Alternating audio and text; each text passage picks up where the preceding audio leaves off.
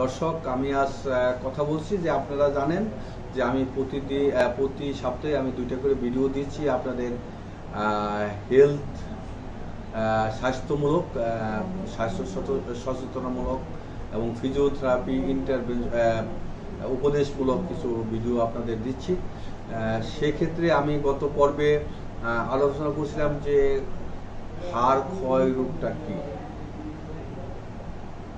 এবং কোথায় হয়, কীভাবে হয় সেই জিনিসগুলো, এবং সারা শরীরে এটা হতে পারে। এটার আসলে পসিবল রিস্ক ফ্যাক্টরগুলো কি, কখন থেকে এই হাড় ক্ষয়গুলো হতে পারে সেই জিনিসটা আমি আজকে আলোচনা করব।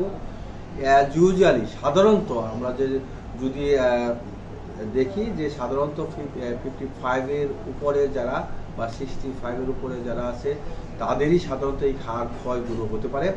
সেক্ষেত্রে এই হাড় ক্ষয় হতে গেলে তার কিছু কিছু রিস্ক ফ্যাক্টর আছে, যেটা হলো সম্ভাব্য কারণ সমূহ আছে, যেটা আসলে এখনো বলা যাচ্ছে না আসলে 100% এইটার জন্যই হচ্ছে, কিন্তু হতে পারে। সেক্ষেত্রে আমি প্রথম যে জিনিসটা আমি বলবো যে রিস্ক ফ্যাক্টর, সেক্ষেত্রে যে হাড় ক্ষয়ের রিস্ক ফ্যাক্টর, আপনারা আমি দর্শক আবার বলছি, হাড় ক্ষয়ের যে রিস্ক ফ্যাক্টরগুলো আছে তার মধ্যে এজ একটা বড় জিনিস।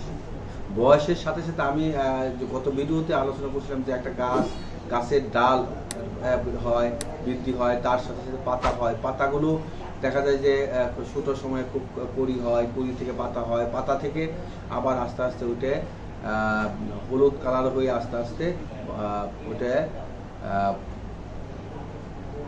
নষ্ট হয়ে যায়। এবং এই যে এইটা একটা প্রসেস, একটা পাতাকে আপনি দেখছেন একটা গাছের পাতায় 10 বছর 5 বছর ধরে একই অবস্থানে আছে না, নাই।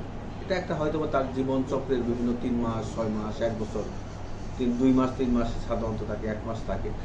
এই 1 মাস বা 2 মাস 3 মাস পরে সেটা কিন্তু পাতাটা আস্তে আস্তে ঝরে যাবে। এটা প্রাকৃতিক নিয়ম। ঠিক একইভাবে আমাদের বয়স যখন বাড়ে, সেই বয়সের সাথে সাথে আমাদের এই বনের যে উপাদানগুলো আছে সেই উপাদানগুলো কমে যায়, মিনারেল ডেনসিটি কমে যাওয়ার বা ঘনত্ব কমে যায় আস্তে আস্তে ওটা ক্ষয় হয়ে যায়। এই ক্ষয়টাকেই আমরা বলি অস্টিওপোরোসিস বা হাড় ক্ষয় রোগ। এটা একটা কারণ। অনেক সময় আমরা যেটা করি যে খুব ওভার ইউজ কি বারবার একটা জিনিস ইউজ করতেছি। এখন যদি একটা এরকম ভাবে যদি তুমি আপনার কোনো কাজ সামনে ঝুঁকে কোনো কাজ 6 মাস 1 বছর 2 বছর 3 বছর 5 বছর করি, তাহলে কিন্তু আলটিমেটলি তার বডির ক্ষয় ওখানে হবে। আপনি একটা জায়গায় ঘষতে আপনি দেখেন একটা জায়গায় আপনি ঘর্ষণ করতে ওই জায়গায় গর্ত হয়ে যাচ্ছে। কেন হচ্ছে? কারণ এটা ক্ষয় হচ্ছে। এই ক্ষয়টা ওভার ইউজ, আমরা যদি ওভার ইউজটাকে যদি বেশি করি সেক্ষেত্রেও হতে পারে। তারপরে একটা যদি আমরা যে খাবারগুলো খাচ্ছি, খাবারগুলো কি আমি ব্যালেন্স খাবারটা খাচ্ছি কিনা, ব্যালেন্স ফুড খাচ্ছি কিনা, সেটাও কিন্তু আপনাদের লক্ষ্য রাখতে হবে। আমি এমন জিনিস খাচ্ছি যে একই ধরনের খাবার খাচ্ছি, ইমব্যালেন্স, যে আমি খাবারটা খাচ্ছি আমার যে 6টা খাবারের 6টা উপাদান, আদর্শ খাবারের যে 6টা উপাদান আছে, সেই 6টা উপাদানের মাত্র 3টা উপাদান আমি নিচ্ছি, আর 3টা উপাদানটা নিচ্ছি না। তাহলে এই 3টা উপাদানের কারণে কি হতে পারে?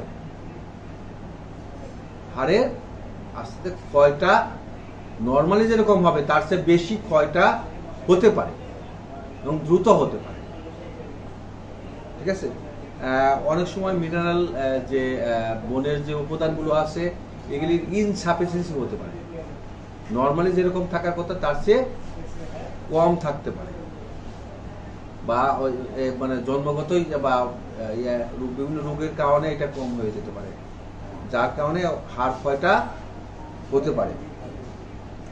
এবং আমি অনেক সময় ফিমেল যারা আছেন, মেনোপজ, আমি বলবো যে আমাদের ঋতুস্রাব যেটা হয় মহিলাদের, যেটা প্রাপ্তবয়স্ক থেকে 48 থেকে 50 বছর পর্যন্ত, এখন এই সময় যদি তার মেনোপজটা বন্ধ হয়ে যায় বা ঋতুস্রাবটা বন্ধ হয়ে যায়, তখন তার যে হরমোনটা ওই ঋতুস্রাবের কারণে নিঃসৃত হতো, সেই হরমোনটা হঠাৎ করে ওইটা বন্ধ হয়ে যায়।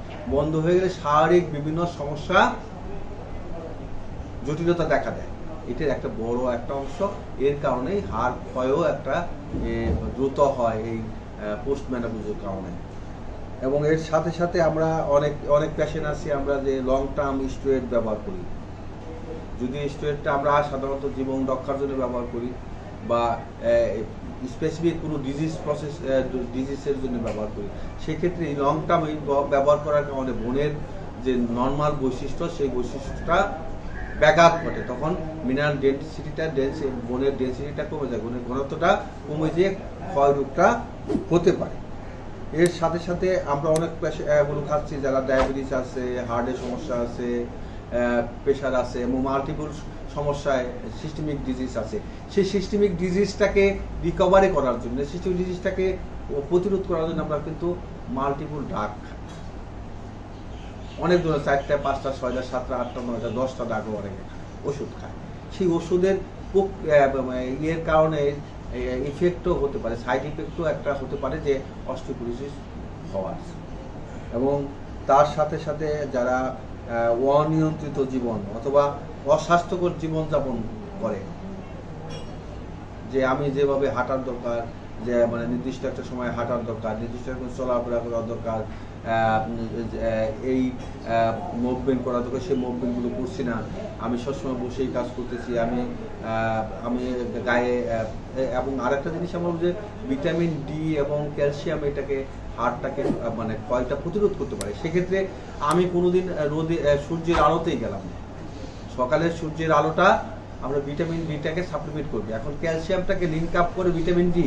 এখন ভিটামিন ডির পরিমাণে যদি আপনার কম থাকে, যতই আপনি ক্যালসিয়াম ইনটেক করেন, আপনি ইয়ে থেকে করেন মানে আপনি ওষুধ কোম্পানি থেকে আপনি পুরো 6 মাস ওষুধ খেলেন, মানে ক্যালসিয়াম ট্যাবলেট খেলেন, কিন্তু লাভ হবে না যদি এর সাথে ভিটামিন ডিটার কম্বিনেশনটা না হয়।